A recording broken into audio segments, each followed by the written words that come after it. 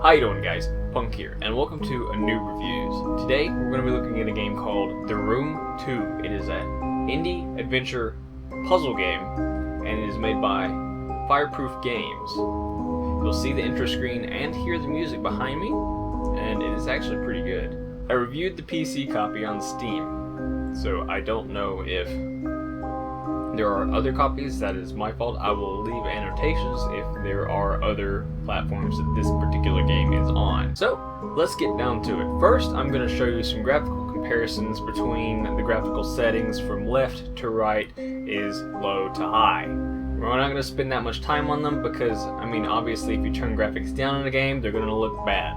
If you turn them up, well, it's going to look good. There's not much to say about it, but the game itself does look good if you can set it to high, and it doesn't look that bad if you can set it to low. Alright, now we're going to take a look at the art style and the sound design. Now these two things in themselves go together like bread and butter. If you like bread and butter, that is. The art style for the game is a little bit creepy. You start off in a tutorial room and you don't really know why you're there. But the moment you step into the game, it's like there's a sense of foreboding, and the sounds themselves don't really help you at all. When completing a puzzle or a section of a puzzle, you'll get satisfying sounds that you know that you've done it, along with environmental sounds and, you know, just ambiance in general. So there's definitely some undertones of foreboding and a sense of unease as you travel through this game. Next, we're going to be moving on to the puzzles. There are a lot, as this is essentially just a puzzle game. From the very beginning, the game sets you in a tutorial room, which is to help you get acquainted with using your mouse to interact with puzzles in the environment around you.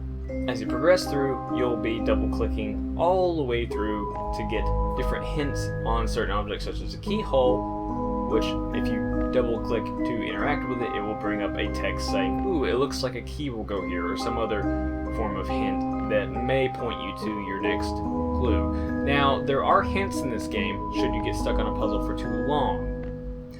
These can be turned off in the menu section if you want to, so that is a plus for people who don't really want hints. Early on in the game, you get an eyepiece, and this eyepiece is used, and one of my favorite parts of the game, to help solve puzzles throughout the game. Whether it be invisible markings or just something that you can see through, but only with this eyepiece. But you don't need to use it on everything. There are also occasionally hints hidden throughout the level or the room that you can only see when you have your eyeglass equipped. There are some puzzles that you can only do inside, say, your menu. Whether it be activating a key or making the key that you think should fit there actually fit in a keyhole. So manipulating certain keys to twist and turn their prongs. I don't know the technical term for those, but there you go, you got prongs. The puzzles themselves in general aren't that complex, so you shouldn't be spending like more than about 15 minutes in each room, maybe a little bit longer depending on how long it takes you to actually complete the puzzles. Because as you go on, you get more and more puzzles. I'm not going to tell you how many rooms there are, but there aren't that many, as this game can be completed in about 3 to 4 hours, 2 if you're really good. Now, in some of the rooms, you'll need to look around your environment for anything out of place, such as a key, or a knob that might go somewhere else, or even, you know, something hidden that you may just need to wipe off. The puzzles themselves are mostly multi-layered, meaning that you're not just going to solve one puzzle in one go. You're going to have to leave it, come back, and then go back to it to complete the entire puzzle to exit the room. But there will be one main focus within the room, and that's usually the starting centerpiece in each room. That's the one you're going to need to complete to get out of the room. And as I said before, as you progress through the levels, you get more and more puzzles, and some of them are more complex than the others. Overall, the puzzles are really fun to play, and I had enjoyed my time with it. So, overall, the game is about 3 to 4 hours, maybe 2 if you're faster than me at completing it. Now, there are a few rooms, but there is one room that I felt was lacking in puzzles because it wasn't really a puzzle room, it was just a journey from here to there.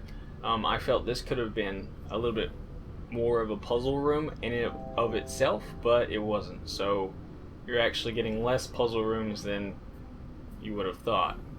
But it still makes up for it for the fact that the game itself costs $5 USD.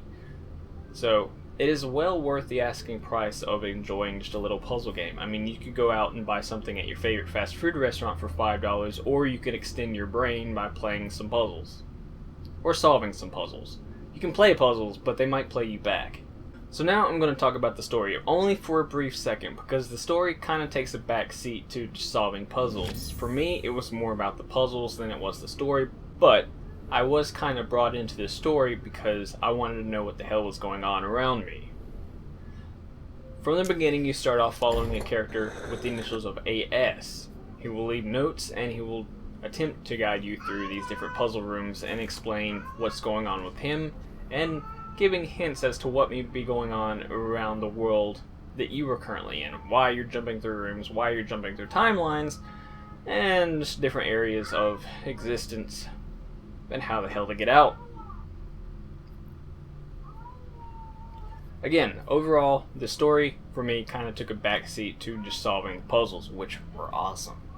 In the end, the room was a fantastic little adventure through well-themed rooms and through some fairly fun and complex puzzles. They aren't so complex that you'll spend hours and hours and days trying to solve one. You'll be able to complete this game, as I said, in 3 to 2 hours, maybe 4 if it takes you a little bit longer. So the overall grade for this game is a good. The Room 2 was a fun little adventure puzzle game with sort of a backseat story as you travel through various well-themed rooms, I should say. And for the price of $5, you can't really complain, even if it is a little bit short to most people's standards. Keep in mind, these devs could have charged about $10 to $15 for this, and that's when I would have said it wasn't really worth it.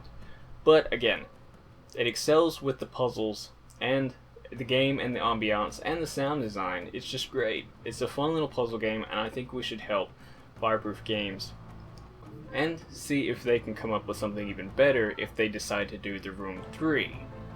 So, I hope you enjoyed the new reviews. I hope you enjoyed the footage and some of the things that I've shown you for the Room 2, and if you like the game, go check it out. I tried to stay away from some spoilers, but I do understand that with this type of game and this type of media that I'm doing, that it's kind of hard to stay away from video spoilers. So I will put an annotation in the beginning of the game in case you don't want that many.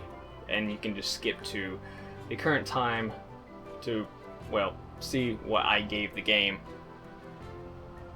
So, feel free to leave a comment in the comment section down below, leaving advice or criticism, helpful or hateful, I'll take it all, as to what I can do to improve this media that I'm bringing to you guys, whether I should do something different or you like it the way it is. Or you can suggest different types of games that I can play. I'm trying to stick to indie games or lesser known games to help them get a boost in sales that I think would deserve it, that I personally had fun with. So with that in mind, have fun guys. I will see you later, and Fireproof Games, keep up the good job.